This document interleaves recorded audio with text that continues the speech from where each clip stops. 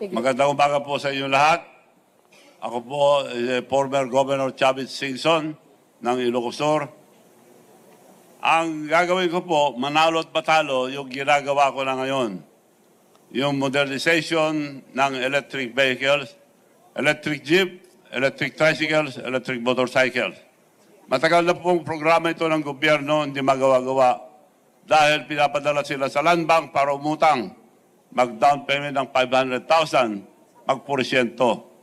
So matagal na po yun. Nakita kami minsan ni President Marcos, kako, this time, Mr. President, mangyayari na yan dahil ako mag-provide lahat ng electric vehicles, electric jeep, tricycles, motorcycles, without any down payment, without zero interest, without guarantee from the drivers. Ang magagaranti yung mga mayors, governors, or transport group or cooperative.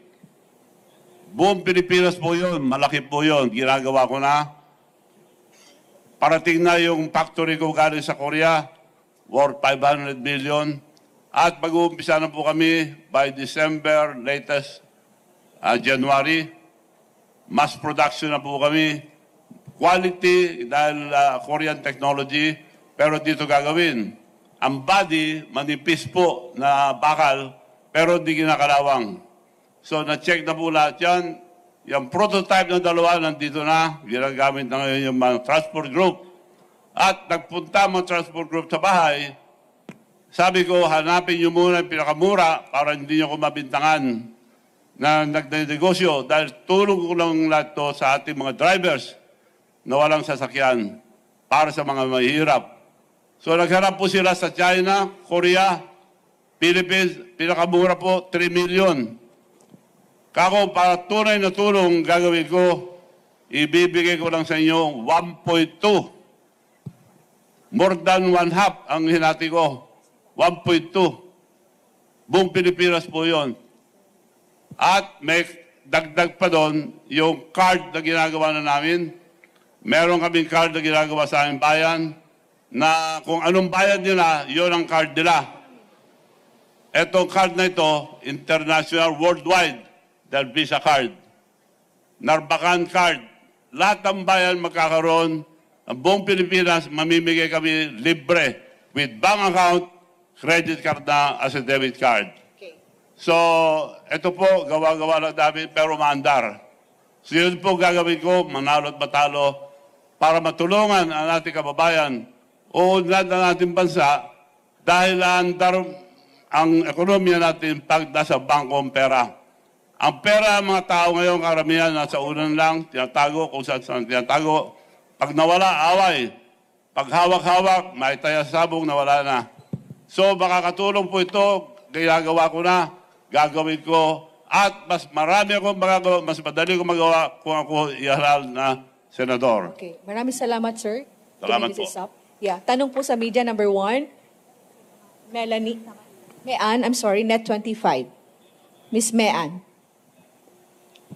Sir, good morning po. Tatakbo kayo under ng what party po? Administration din?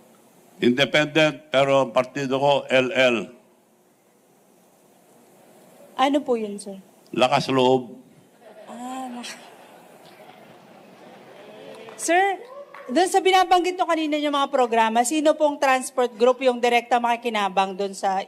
Lahat ng transport group, yung Magnificent Seven at mga buses, lahat ng drivers, nagpunta na po lahat sa bahay at magpipirman na kami dahil mass production na po kami.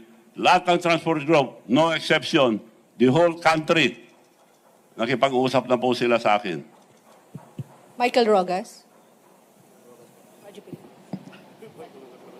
Gov. Michael Rogas po from Radyo Pilipinas. Saan po ninyo kukunin yung pong pondo para po sa sinasabi po ninyong programa na pagbibigay ng jeepney modernization at hindi po ba kayo malulugi sa kaning gawin po ninyo ito? Saan ko kukunin? Apo. Ako nang bahala doon, sagot ko yun. Isa lang salita ko, gagawin ko. Hindi po ba kayo malulugi, Gov? Lugi. Malulugi ako ron. Hindi ako bagay malugi basta para sa masa, para sa ating bansa. Kagaya nung ginawa ko Miss Universe. Lugi, sabi niya, kinuha ko, lugi. Pero maganda sa ating bansa. it was considered as the most successful Miss Universe ever in the entire world. So binibigay sa akin ng Miss Universe, anytime, gawin ko raw, wala nang down payment, wala nang may discount pa. So yun ang nangyari, the best Miss Universe ever. Walang nakakuha po sa Pilipinas ever, not even the government. Nagawa ko po yun. Last question po. Meron din po kayong digital bank. Maaari niyo po ba kami bigyan ng konting background nitong digital bank po ninyo, Gov? Yes, yung digital bank, meron kaming bangko sa Amerika. Bihira po maka-approve ng bangko sa Amerika. Meron akong bangko ron, Bigan Bangko International. Meron din akong local bank at meron kaming digital bank. Yun ang tutulong magpandar. Right now, our card is being powered by Union Bank. Katulong yung bangko ng masa na ginagawa ko ngayon. Maybe within a month, andar na yun.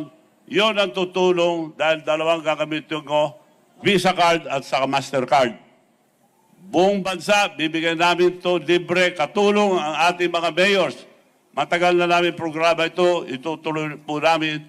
Kasama ko po yung mga local officials, local government officials, governors, mayors, city mayors, and cooperative and transport group.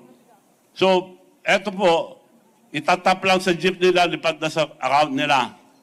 At nagagamit ito sa buong mundo. Nasubukan ko na US, Las Vegas, Japan, Korea, sa ibang bansa, nagagamit po ito. Tatlo lang nagpapandar ang credit card. Yun yung pay, Visa card, Mastercard. So, ito, Visa card, lumandar. So, ginagawa namin ngayon, Mastercard para sa lahat. Because 77% ang Pilipino walang bank account. Kami po magbibigay sa kanila ng bank account with credit card as a debit card. Okay, Mon Galvez, TV5. Good morning, Mon Gualvez po sa TV5. Sir, just to clarify, kasi sabi nyo nga po kanina, lakas ng loob lang talaga yung pinangahawakan nyo po ngayon. Pero you're saying na ang pinupush nyo po talaga is yung PUV modernization, which is in line sa administration po na plano. Hindi ho ba kayo na-consult or paano ho ba? Hindi pa nagkaroon ng pag-uusap na maisama ho kayo sa line-up po ng administration? At saka bakit po talaga tinuloy niyo po ang pagtakbo pa sa Senado? Ayaw ko po kumandidato noon. Dami nagtatanong dahil sa ginagawa ko ng matagal ito. Bakit hindi kayo tumakbo? Hindi lang ako dahil kontento na ako. Dahil aming probinsya, nag-umpisa ko ang governor, kami ang pinakamahirap. Malit lang ang probinsya namin.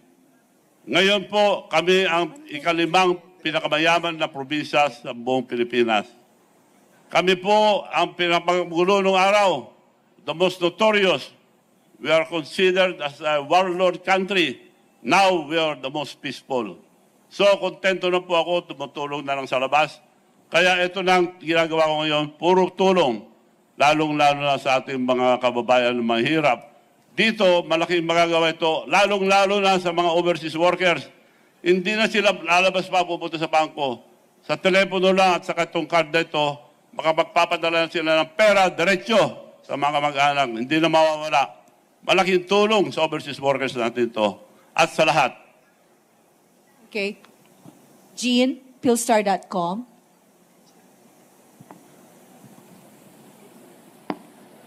Sir, hello. You said that whether or not you win, you'd fund EV vehicles. So why the need to run for senator? Ma'am, what's the target? Can you repeat, ma'am? Why the need to run for senator? Kasi whether or not you win, you'll fund yung mga electronic vehicles. So bakit kailangan niyo pa po tumakbo? Bakit ako tumakbo? Para mas madali gawin at making mga ginagawang pagtulong sa taong masa. Dahil punong-puno pa rin tayo ng red tape. Ma-red tape pa rin, ang hirap gawin. Yun lang ginagawa ko na pamimigay ng jeep. Ang daming dinadaanan. Dadaan sa DOST, dadaan kung saan-saan. Mahirap po. Pag nasa Senado ko, mapapabilis ang pagtulong ko sa taong bayan, lalong-lalo na sa mga mahirap. Nico Bagsik, Teleradio. Good morning po, Governor Chavit. Sir, na-mention niyo po, nakausap niyo po yung Magnificent Seven po na transport group po, no? How about po yung Piston at saka yung Manibela? Kasi sila po yung against po dito sa jeepney modernization program. Nagpunta na po sila sa aking bahay. Kasama po sila lahat. Walang humindi. Ang babang presyo, lugi ako ron. Billions ang lugi ko ron. So, pumayag po sila. Ang ayaw ang iba, yung consolidation. Kinukuha yung prangkisa nila at sinasabi kung saan sila bibiyahe. As far as the modernization program is concerned, payag lahat po sila. And then, Governor, na-mention niyo po na yung mga prototypes po ay galing po sa Korea po, ano? Hindi po ba maapektuhan nito yung mga local producers po natin ng mga sasakyan po katulad ng Saraw? Hindi po. Dinala ko na rito. Dito ko gagawin. Dito factory. Kung gusto nila tumulong, sila mag-supply. Kung mapapantayan nila yung pagtulong na ginawa ko. Makakatulong sila kung mag-supply sila ng mga parts. Pero kung makipag-compete sila, okay lang. Sila lang gumawa. Dahil hinati ko yung presyo, lugi ako ron. And then finally na lang po, Governor, kayo po ay tumatakbo din po ba under the former President Duterte's party or hindi po? Wala. Pasalamat ako kay President Duterte dahil in-endorse ako. At si Presidente Marcos, tinulungan ko. Ang plano lang niya noon, Vice President. Ako nagsabi na Presidente i-file.